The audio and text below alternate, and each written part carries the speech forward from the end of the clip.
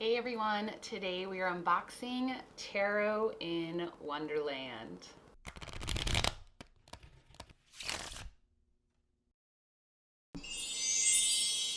Hey everyone, welcome back to the table and welcome back to Fools for Tarot here on Living by the F Word. My name is Jess and on my channel I talk about F words I'm passionate about. I also have a whole series where I talk about Tarot, Oracle, and Lenormand card divination, which is what you are currently watching, and I also do a lot of unboxings of my decks so you can see my collection. I'm a big fan of flip throughs, so I enjoy listening to what others have to say about a deck, and this is one that I am very excited for. I have always been a Alice in Wonderland fan. I have the book right here by Lewis Carroll, and I also have my little Alice ornament there for today, and I also have some little Alice mints. So I'm a pretty big fan of Alice and her adventures in Wonderland. So we're going to be flipping through the deck today, which is by Barbara Moore, the guidebook, and it's illustrated by Eugene Smith. This is a massive box, if you could not tell. It is bigger than that book right there, just to compare to a normal size deck. Okay, so the publisher, which is Llewellyn, they have a lot of decks like this. So I'm drawing a blank right now. Modern Witch, not Modern Witch. Oh my gosh, I can't believe I'm Everyday Witch. Everyday Witch Tarot is a box like this, and a lot of the decks that they publish are in a big magnetic box like this that have a very large guidebook, and the deck is inset, which I will show you. But here we have the back of the box, which just highlights some of the cards, and it says, "Welcome to Wonderland, where the air sparkles with revelation and wisdom is carried on the breeze. Tarot in Wonderland is a deck where tarot and the characters from Alice's adventure meet. True and traditional Rider-Waite-Smith cards, and based on Lewis Carroll's imaginative creations, this deck invites you into a beautiful mirror world that awakens intuition and enlivens the mind and spirit." So the reason why I got this deck was because I had been eyeing this deck for a while, but the real reason was because I knew I was doing a pick a card tarot reading that was catered towards festival goers. And the original deck that I wanted to use for that was a Kickstarter deck that is not going to be there on time, or it wasn't here on time for that particular video. So I know I have a lot of decks, but in my mind, a lot of my decks are some of them are kind of creepy and they're not traditional, and so I just felt like, what would festival goers relate to? And I thought, well, many times when you go to a festival, it is just curiouser and curiouser the more days that you go to a festival and the more festivals that you go to. And also, everyone usually uses the term down the rabbit hole because everyone's usually having such a fun time, and, things, are really creative and eye-opening at festivals. So much like Wonderland, I guess you would say. So that's why I got this deck, and I wanted to go through it with you. Now, I did read through the entire introduction, so that's why my guidebook is bent up, because I did read through the entire introduction and a little bit about the majors. But you could see that this is a very thick guidebook. Huge, massive, and it's full color. So it is absolutely gorgeous because it has the full color images, and then there's places for you to take notes if you wanted to, which I don't think I ever would. I have a tarot journal that I do that in, but absolutely beautifully done. And then the box comes with an inset like this. Now, some people complain because, if you tip the box up, once they come in cellophane, I already took it out of that. Once you tip it up, they don't all stay. I mean, whatever. You can get a bag and, deal with it. But for now, works for me. So yeah, so it is a very large box, so some people may not have room to put that anywhere. But I'm going to show you a little bit of the guidebook first and talk about it a little bit, because I'm really happy that I went through it before showing you this, because it helped me a lot understand how the deck is built. So what I thought was great was throughout the entire guidebook, they have the images that are from the original Lewis Carroll story.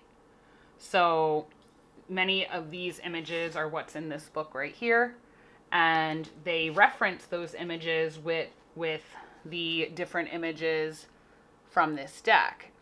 And I think that's a really nice touch.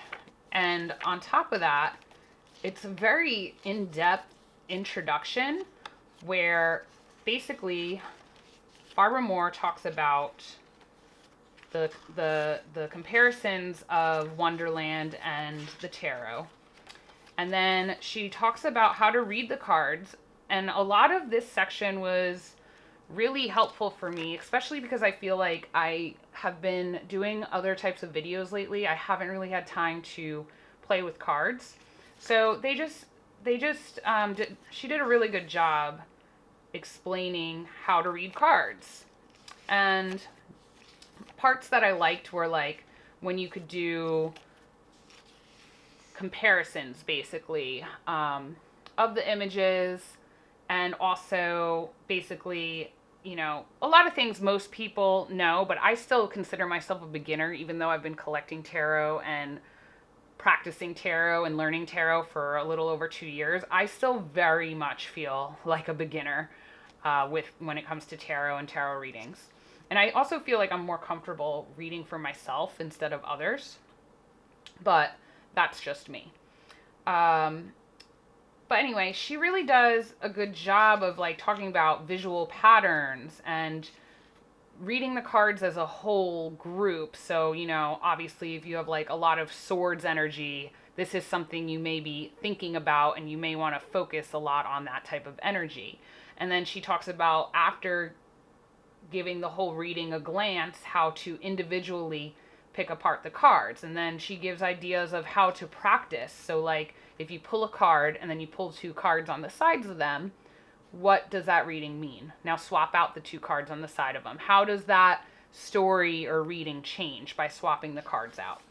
And she also, you know, has very basic stuff in here, like the numbers. What do numbers in the tarot mean? And the suits, and very beginner style knowledge that if you were a beginner, I really feel like you could learn a lot from this. She also has in here something else that most people know, which is you can figure out where the situation is in its natural life cycle by looking for these patterns. And the patterns are, if it's aces, 2s, and 3s, it's at the beginning of a cycle. If it's 4, 5, and 6s, it's in the middle. If it's 7, 8s, and 9s, it's near the end. And if it's the 10, then the situation is all but resolved. So, you know, really breaks it down nicely. And then when you get to the actual cards, what I like about it is they have 2 sections. So the first section is through the looking glass.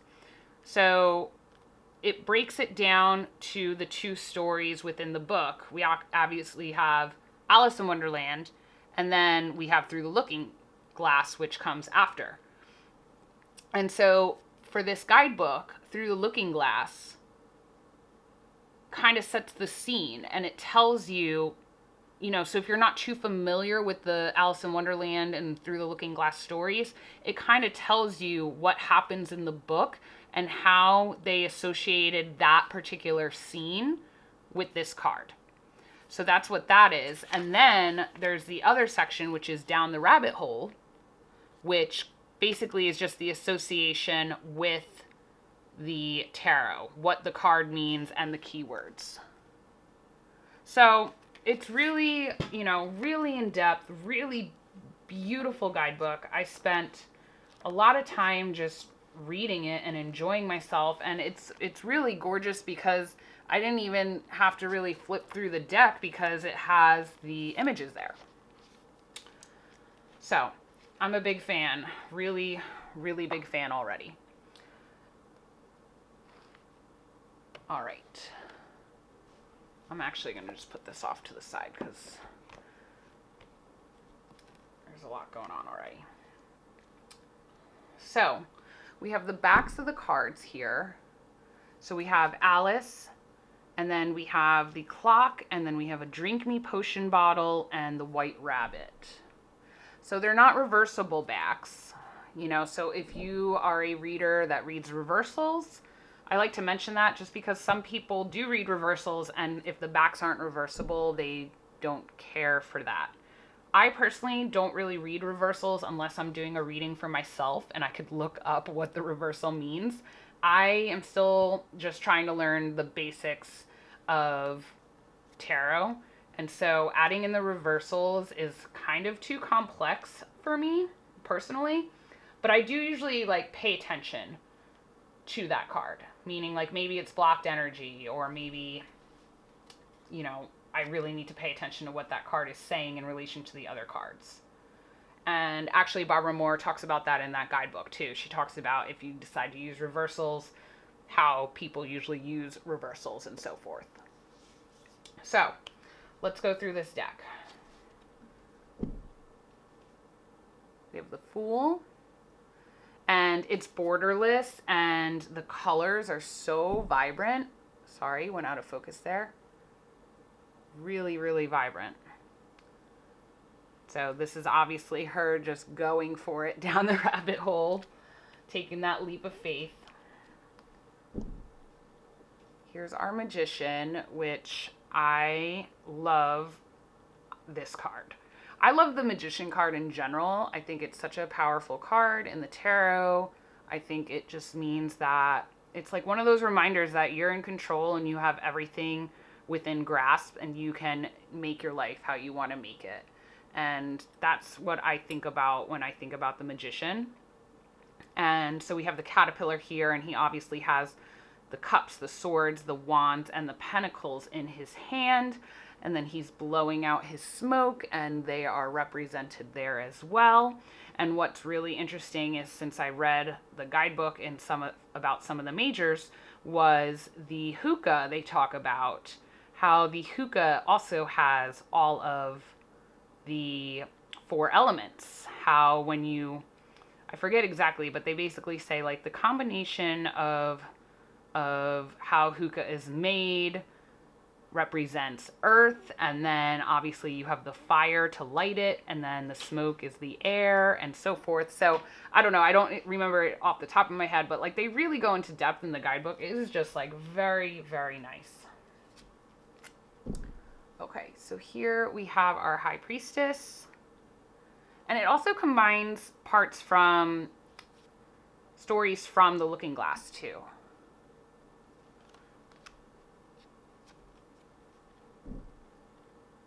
The Empress.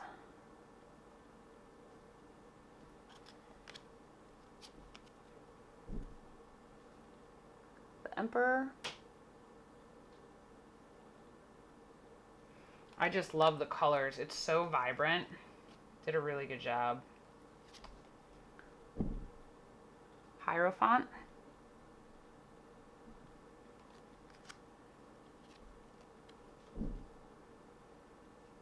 The Lovers.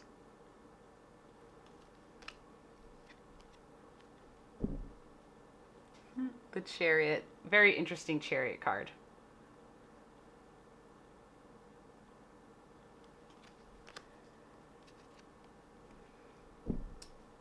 Strength.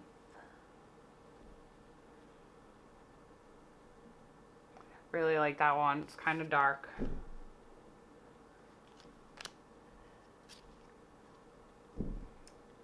The Hermit.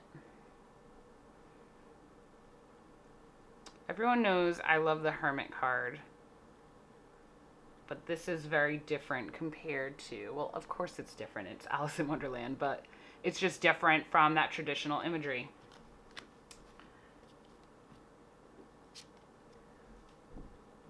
beautiful Wheel of Fortune. There's actually several cards, and I only know that. This is like my actual first flip through, but I did flip through the guidebook, and there's several cards that have these cards kind of with different perspectives, which I think is like really nice and kind of like a chaotic element to it.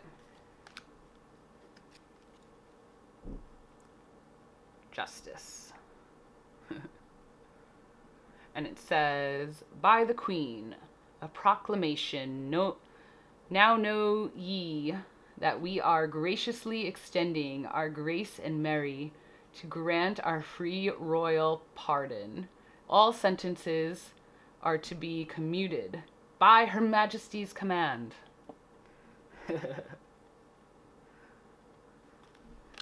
I don't know what the king says. Oh, that's still by the Queen. It's the same. Yeah, the king doesn't... Red King doesn't really ever have a say with the Red Queen. Okay, so here we have our Hanged Man.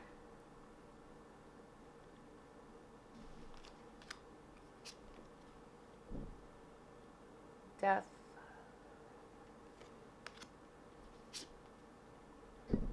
I really, really enjoy this Temperance because this is obviously the scene where she asks the caterpillar for help and he gives her advice as to, well, one side of the mushroom will make you larger and the other one will make you smaller. So she's contemplating. So typically Temperance is about balance, but it's like almost like if you have too much of one, something can happen. If you don't have enough of something, something can happen. So that's kind of what I get from this Temperance card.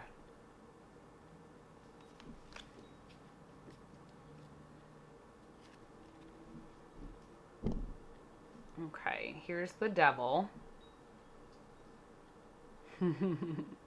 Which is funny because she's at the tea party here. You don't see her, but obviously it's like almost like we are her. It's almost like we are in her seat looking at the Hare and the Mad Hatter. And the Devil is one of those cards where you feel trapped. And so it is funny because in the book and in even the Disney version of this book, the movie, you know, she seems like almost like stuck at this tea party and going in circles with the madness of them, but she really isn't.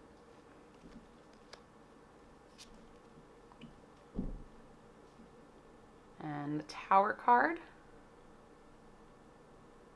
which I'm just so happy it's like not a building and not a tower. Really something different. And this is our Star card, which is Alice's sister.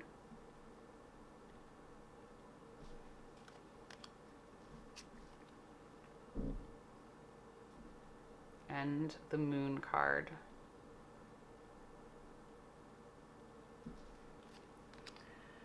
I'm just happy to work with these cards because I love this story, but there's some parts that a lot of people forget about. Like a lot of people remember the main characters, but lots of times people forget the other characters because there's so many characters. So I think this is going to be a really good refresher for me. This is our Sun card, and I like the sunflower reference that's still here. She's with both queens.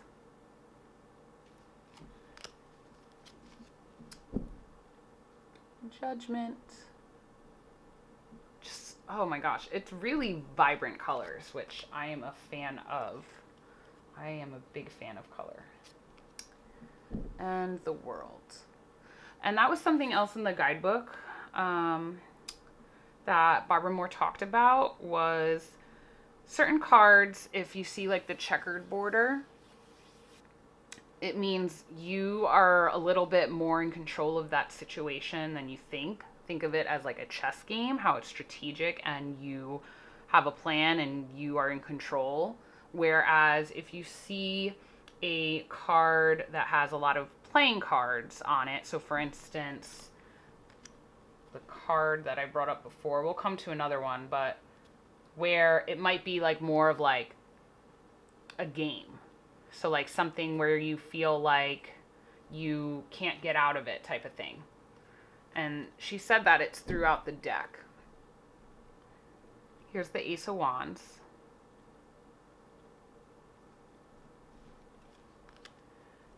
Here's the Two of Wands, and see there's that checkered type of influence in this card.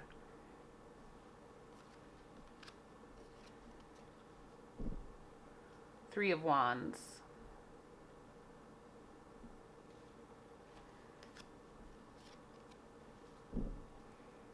Four of Wands. There's playing cards. And there it's, you could see like it's a house, you know, those are usually easily toppled over. They're not that balanced. So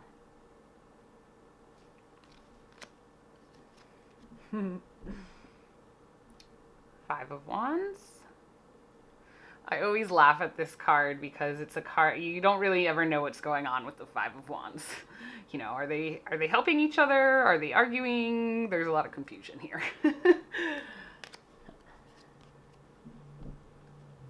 And here is our Six of Wands. I love this Seven of Wands. It's very clear and direct for me because, you know, there's certain cards where I still struggle with knowing the meaning.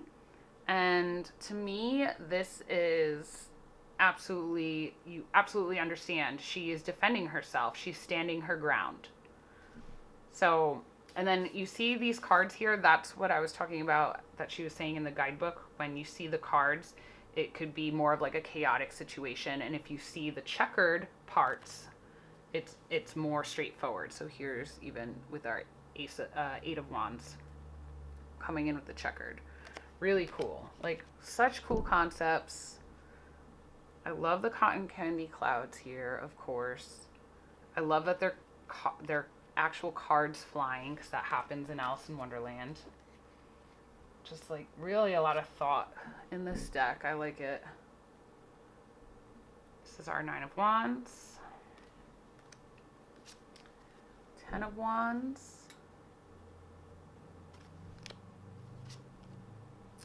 Page of Wands, Bill the Lizard. The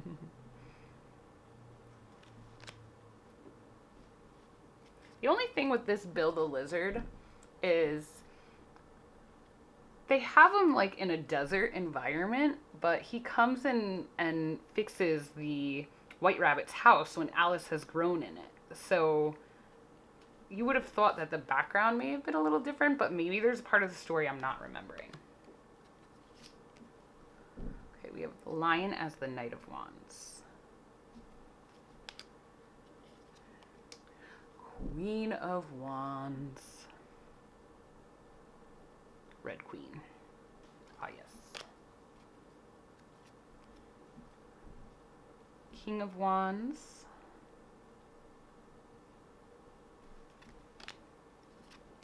Now we're on to our cups here. Here's Ace of Cups.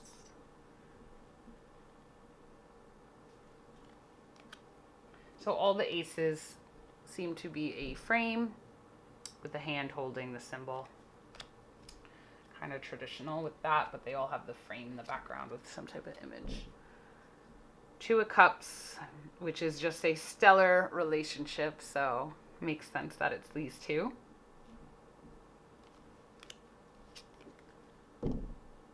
Three of Cups.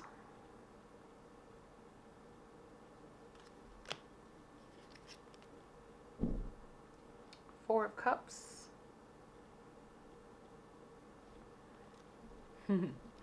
Pretty sad Four of Cups there. It is kind of a sad card, but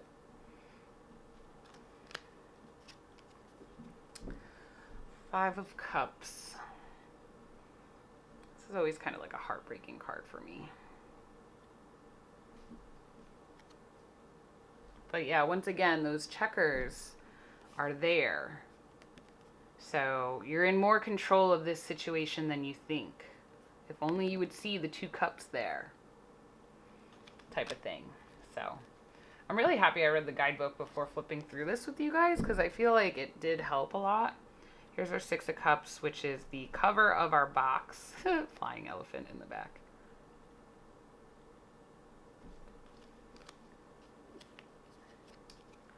And the Seven of Cups. And I really like how this is portrayed with the different doors, like pick a door, pick your poison, the illusion of this card.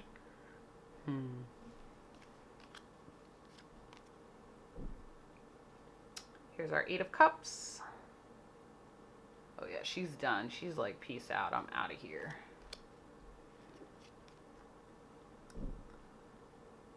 Our Nine of Cups.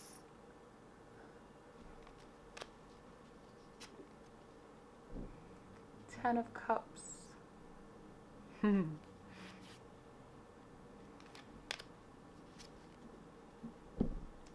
Page of Cups.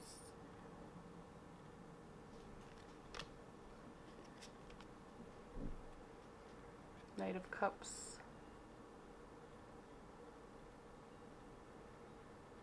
He's also our Hermit, that character.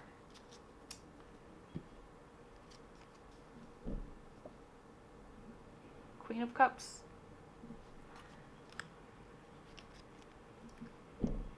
King of Cups.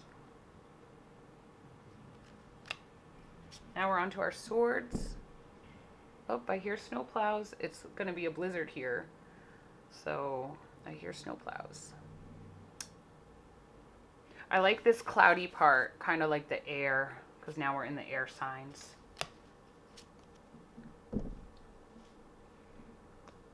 So we have the Two of Swords, and one way is the the Marge Hare, and the other way is the Mad Hatter. So a choice.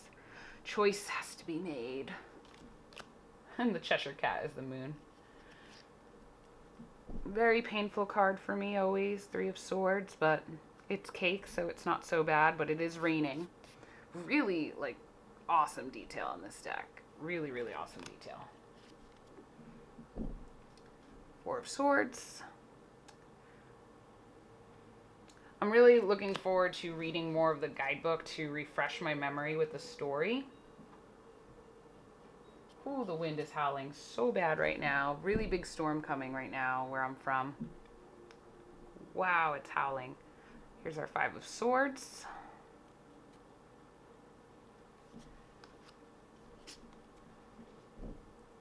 Six of Swords.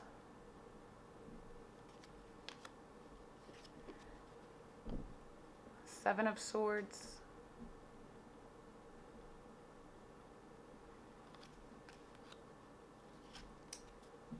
Eight of Swords. There's another card with like the chaotic chaos, yeah. Of the cards flying around. The Eight of Swords.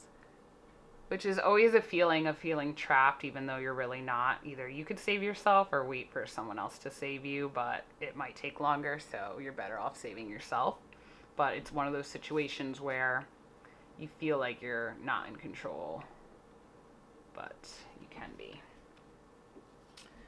Nine of Swords.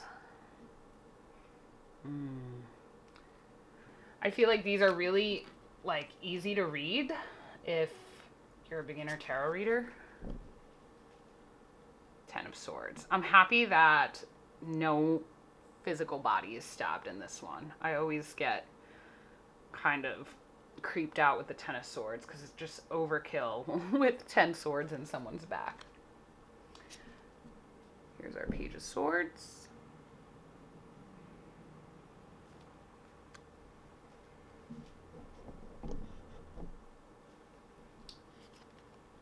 Knight of Swords.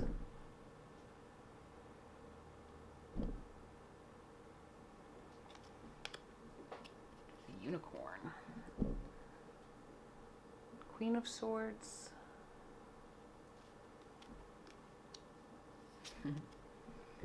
King of Swords.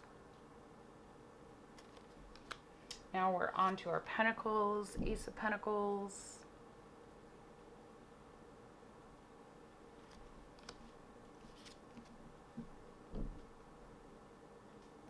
Two of Pentacles. I'm just blown away with how artists can fit so much in a single card. Like, I keep saying to myself it'd be a goal of mine to create a deck, but like they just do such a good job of having so much stuff. It's like unreal. This is our Three of Pentacles. Teamwork, collaboration.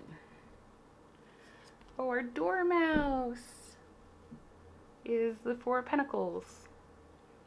And I like this because you have 1, 2, 3, and then the fourth pentacle is the little cookie there.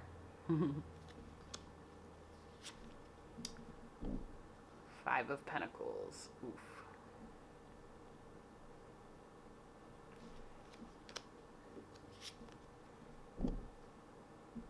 Six of Pentacles. Really interesting Six of Pentacles, in my opinion. Because, like, usually it's a card of charity, but this is kind of, I don't know, almost seems like more controlling type of thing. I don't know. I'd have to look into that. Here's our Seven of Pentacles.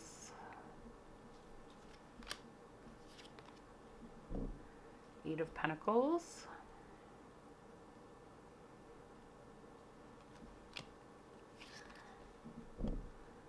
Nine of Pentacles.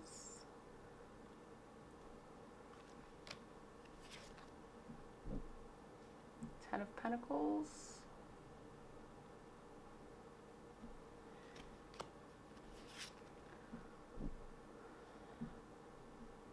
Page of Pentacles.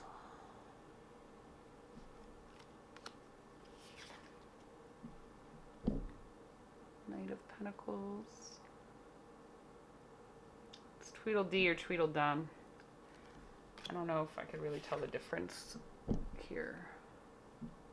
Queen of Pentacles.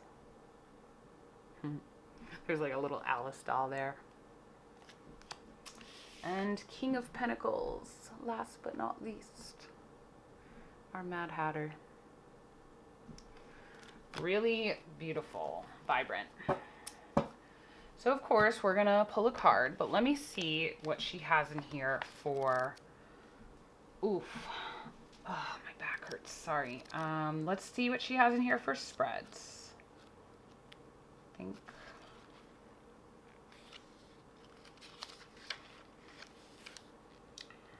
One card spread, 3 card reading, most popular number. Yes, I generally like to do 3 card because it's easier. The more cards I add, the more complex it gets. So, yeah, she has here for the 3 card spread that it's past, present, future. However, you can also change these positions and you can do the situation, the problem, the solution, the decision, choice A, choice B. Card 1 could be the situation, card 2 could be what to do, and card 3 could be what not to do. Or you could do the situation for card 1, challenge card 2, advice card 3. What a person wants, compromise what person B wants. Then there's choice spread she has here. One is because they're facing a decision. So this spread is designed for a decision with 2 choices. So if there's more than 2, it can easily be modified by adding more columns. So choice, I should bring this up to you guys. So basically she has choice A, choice B, 2, 3, 4, 5, 6, 7. And then how do you feel about the choice would be card 1, card 2, and 5, the advantages of the choice, 3 and 6, the challenges of the choice, and 4 and 7, the likely outcome of the choice. So here we have simple yes or no spread. Cards are laid out in horizontal row, 1, 2, 3, 4, 5. Some of this reminds me more of Lenormand a little bit, some of these spreads. Then there's actually a Tarot in Wonderland spread. Actually, multiple ones, because it says, I'm so excited to share these spreads with you. As I worked on them, they felt like gifts from Wonderland and almost rose to my consciousness fully formed. when I put them into practice for myself, I was astonished at how different the experiences were from other readings. Perhaps it's not surprising, as these spreads approach working with tarot differently. So let's see. There's a falling down the rabbit hole spread. Oh, these are complex. And a through the looking glass spread. Mad Tea Party spread. The White Rabbit Stress. How to play croquet.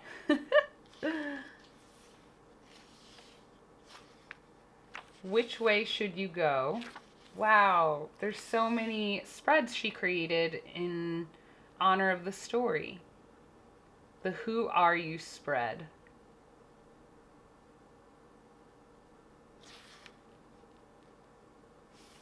Very interesting. So for the Who Are You spread, it's 6 cards, and the positions mean your higher self, your default or normal everyday self, your smaller self, what feeds your smaller nature, your larger self, and what feeds your larger nature.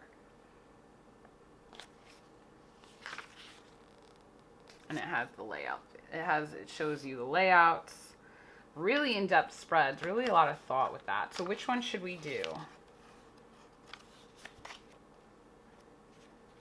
Maybe I'll just do a 1-card pull. That way I can read to you the through the looking glass, like how it sets the scene and how they correlate it and match it up with the tarot. So that's what I'm going to do. I'm going to give these a good shuffle, and we'll just do a 1-card pull. And see what we get. And then I could just read you how the guidebook is formatted, because I really think it's like amazing how they set it up. Really something else. And it's helpful if you haven't read the book in a long time. I mean, I own the book and I love the story, but I haven't read the book in a very long time. In fact, I was thinking to myself, maybe I should read the book before I start playing with these, but they really do a good job of telling you what part of the story they're talking about and why they chose to represent that part of the story with the particular card in the tarot. So, sorry to anyone that is a good shuffler and is getting a lot of anxiety right now.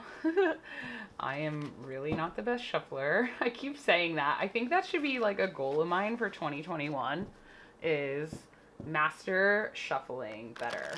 My cousin Damien actually taught me how to shuffle how I'm shuffling right now, which has helped so much, like tremendously. He has taught me how to shuffle.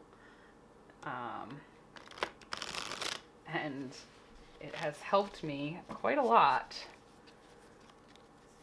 but still not the greatest. It's probably, oops, we got 2. All right, we'll take them both. Okay. So we have the King of Pentacles and the Wheel of Fortune. So I'll start with the King, and I'll just show you how they laid this book out.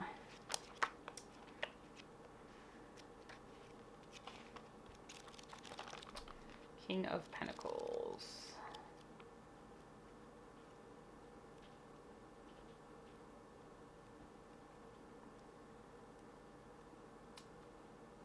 Okay.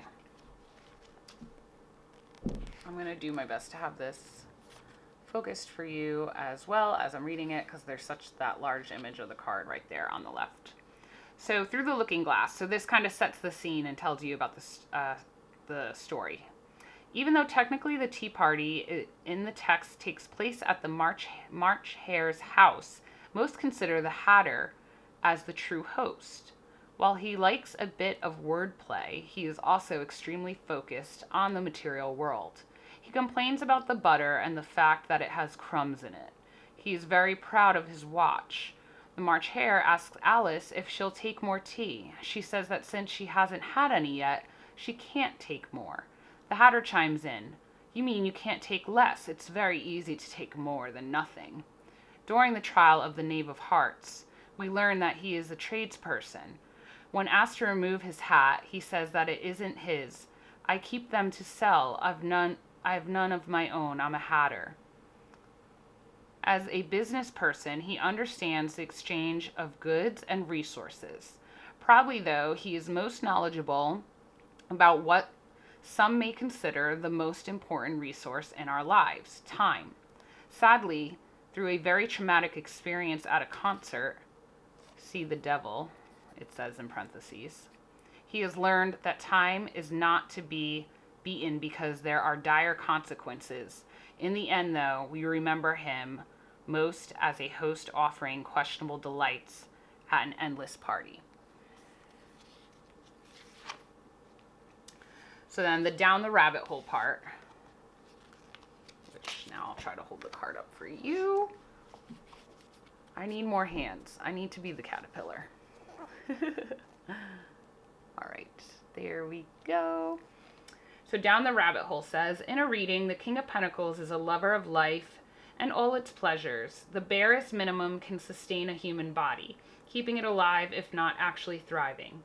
The king knows that whereas bread and water may do, a feast is better. A proper meal can feed all the senses as well as the soul. Abundance is a gift of life, and he intends to accept every good thing life has to offer. To that end, he creates the means to ensure he wants for nothing. However, he is not a hoarder. Time is important, and how he fills that time is even more important. The King of Pentacles enriches his enjoyment of the material world by sharing his bounty with friends and family. Although he is generous, he will not be taken advantage of. If you seek his assistance, don't try to pull anything over on him, and don't try to get him interested in harebrained ideas. Instead, show him how your plan benefits his stability and prosperity, and he just may be willing to invest in you. Keep in mind that benefiting his prosperity doesn't necessarily mean monetarily. His enjoyment of life can be increased through good company, time efficiencies, or material improvements of all sorts. Keywords: authority figure, decision maker, power, experience, prosperous, creates wealth, values, material world, and beauty, generous, practical. I always think of the King of Swords as someone that can turn anything into gold. So really goes after creating what they want, a life that they want. You know, can make something that perhaps someone else couldn't make a lot of money with, they can. Okay, so then we have the Wheel of Fortune, which is one of my favorite cards, I would say, from this deck, because the perspective on it is like really cool. Where are we going here? This, of course, is going to be another long video, which I always say to myself, keep it short, and then I end up talking. But hopefully you're still here listening as I cannot find the page. Here we go. All right, so Through the Looking Glass. In Wonderland, Alice is chasing the White Rabbit. In Through the Looking Glass, Alice has to run away from the Red Queen in order to catch up with her. Because everything goes backwards in the Looking Glass, that's why. The Red Queen, as well as the White Queen, moves very fast, as in common for queens in a game of chess. Here, Alice chases the White Rabbit, and perhaps the Red Queen is hidden from view at the bottom of the wheel. Yeah, I don't see her anywhere. They will each take their turn, rising to the top, enjoying a moment at the pinnacle, experience the uncomfortable sensation of falling down, and remembering what it feels like to be at the bottom. The wheel tells the story of an organic cycles of life, one season following another. When we are at the bottom, we are comforted by the idea that there is nowhere to go but up. But when we are at the top, we have the opportunity to remember what it felt like at the bottom, and hopefully we'll take advantage of our vantage point to act with compassion. This card can also tell a story of chaos and uncertainty, Because sometimes the hand of fate spins the wheel and all we can do is hold on tight, wondering where we will be when it stops. So very true. I see this card as what comes around goes around. Alice's conversation with the Duchess. Oh, let me get the card for you.